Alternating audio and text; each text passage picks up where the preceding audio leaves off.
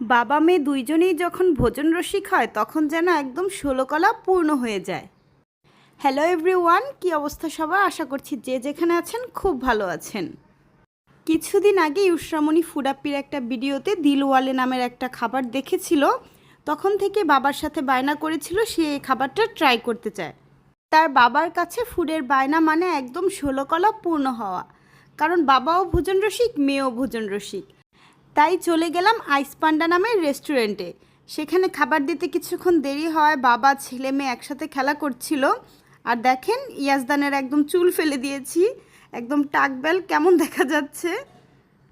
Dining table সবার খাবার জন্য হলেও আমার ছেলের এটা প্লেগ্রাউন্ড হয়ে গেছে।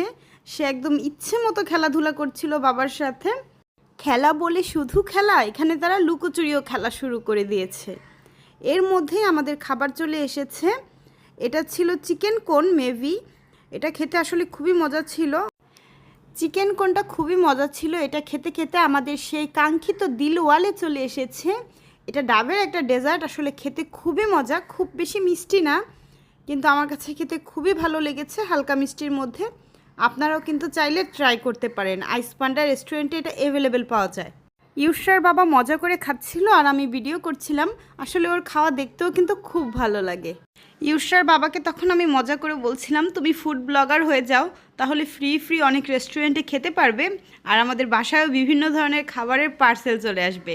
তখন ওর বাবা বলছিল, আচ্ছা ঠিক আছে, ভিডিও করে তাহলে তুমিও উদ্বোধন করে দাও আমার ফুড ব্লগিংয়ের জার্নি।